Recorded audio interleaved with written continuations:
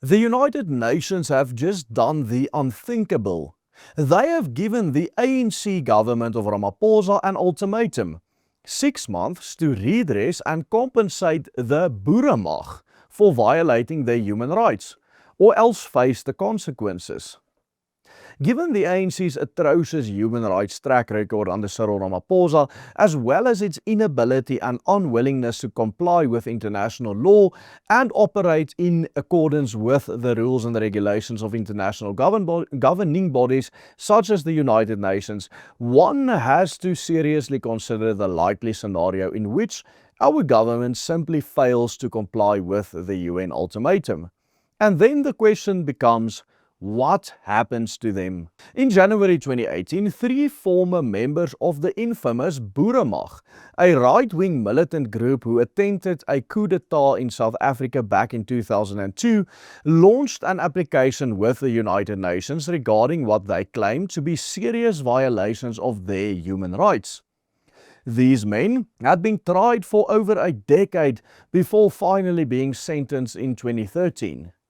The Boeramag's goal was to retake political control of the country, employing similar tactics to those used by the ANC and the Umkhonto we Sizwe in their struggle against the pre-1994 National Party government. At the time, virtually no one would have believed that their application at the UN would amount to anything. And yet, last week, the Human Rights Committee did the unthinkable. It declared that the rights of the Boeramag members were violated by the High Court of South Africa and the proceedings, and that the state must now compensate them appropriately. This is highly significant as the UN's Human Rights Committee has been established under the International Covenant on Civil and Political Rights, a multilateral treaty to which all UN member states are bound. But what exactly will happen if the government of Cyril Ramaphosa fails to comply with the demands of the UN Human Rights Committee? Stay tuned, because in today's video I am going to highlight the full legal implications of this groundbreaking ruling that, frankly, none of us expected. A right-wing militant group taking our government to court, to the International Court, and winning the case against the ANC-led government, or now the GNU. But before we get to that part, let's get some context about this case that was brought to the UN by the Boeramag. You see, in the early 2000s, the prospects of Afrikaner self-determination looked extremely bleak. Unlike today, where everybody seems to be talking about self-determination and secession, virtually nobody anywhere near the mainstream entertained this idea at the turn of the century. In fact, the Freedom Front, who were supposed to carry the banner of Afrikaner self-determination, saw its support drop from 2.2% in 1994 to only 0.8% of the vote in 1999. The Volksstaat, who came about during the Mandela era, and whose sole purpose it was to negotiate for the Afrikaner homeland or Volksstaat, was also consequently disbanded and abolished following the 1999 general election. To many Afrikaners at the time, it may have seemed that all hope had been lost, and it is often in such situations that people unfortunately turn to radicalism. In the year of 2001, a former Vista University lecturer with a master's degree in philosophy, Mike du Toit, initiated a network of militant cells collectively known as the Boeramag, with the intention of overthrowing the ANC government in South Africa under former President Thabo Mbeki. The Boeramag's plan, allegedly, included destabilizing the country through violence and, in the resulting chaos, establish the new government on South African soil, led by them. In October 2002, the group also conducted a series of sabotage attacks targeting railway infrastructure in Soweto, along with an Islamic mosque and a Buddhist temple.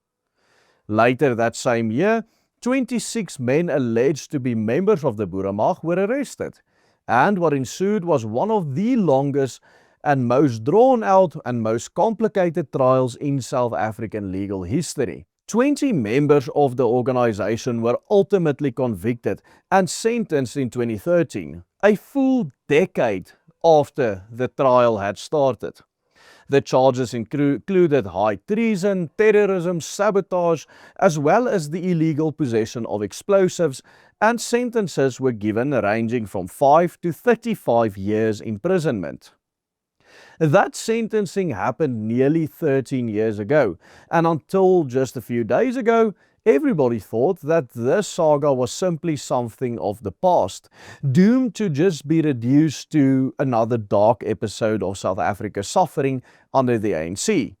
But now, it has suddenly been drawn back into the limelight on the matter by the United Nations Human Rights Committee, which has now openly declared that the Republic of South Africa, as well as the High Court under Judge Eben Jordan, violated several basic rights and several basic trial rights of the accused in the Boeroe Mag case. In the findings of the United Nations, the Commission found that the defendants in the Boeroe Mag case, specifically the medical doctor Lets Pretorius and his two sons Johan and Wilhelm, had their rights violated in that they were not given a trial without delay, not present for parts of their trial or large parts of their trial, not granted fair access to legal representation, nor granted the right to confidential counseling with said representation. The Pretorius family, who brought the case to the attention of the Switzerland Group, is being represented by the former professor in international public law based in Auckland, New Zealand. According to the ruling, the state did not comply with international standards for a fair trial, and the Republic of South Africa is now obliged to provide redress and compensation to the applicants within 180 days. Now, it is important to note that the United Nations Human Rights Committee did not overturn the sentence, but they have given the South African government 180 days to compensate the Boeroe Mag members for the violation of their rights. Furthermore, the South African government is now forced to submit a report to the Commission explaining the remedies they are providing to the Boeroe Mag members when they start redressing these individuals. If the South African government fails to do this, they will violate one of the most important binding treaties to which all UN member states are bound, and its non-compliance will go on record with the United Nations. The implication of this would of course be that South Africa would face increased and repeated scrutiny in future United Nations reviews. This would in turn reinforce the international image of South Africa as a pariah state, a state that signs human rights treaties but ignore them when politically inconvenient. This is a severe indictment of the current government's credibility on the international stage. Furthermore, the United Nations decision can be used in South African courts in support of future appeals or civil claims on the part of the Boeroe Mag members. This also provides future litigations with a sharper weapon against this corrupt government, because once the government ignores an international ruling, lawyers can argue not only that the rights were violated, but that the state is knowingly refusing to remedy or redress these violations even after being formally called on to do so. This can strengthen later damage claims, constitutional arguments, and applications to reopen pressure points in the matter of the Boeroe Mag. Politically speaking, this ruling also constitutes a major breakthrough for freedom-loving Afrikaners, as it highlights the extent to which South Africa's constitutional safeguards have failed in politically sensitive cases such as this, especially ones involving Afrikaner nationalist or right-wing Afrikaners. This can add further weight to the argument that politically sensitive minorities cannot rely on the state's ordinary institutions such as the judiciary for equal protection under the law. Finally, if the government of Ramaphosa now fails to act even after a reprimand such as this one, it can end up being used to bolster claims of grievances on the part of the Afrikaner nation as a whole, and would be proof of further Afrikaner persecution in South Africa, and can go a long way to helping the struggle for self-determination gain recognition from the United Nations and eventually United Nations member states should the time come. Here at the Willem Petzer Group, we promote self-determination as the only peaceful means of resolving the ethnic conflict that is currently devastating the South African political landscape.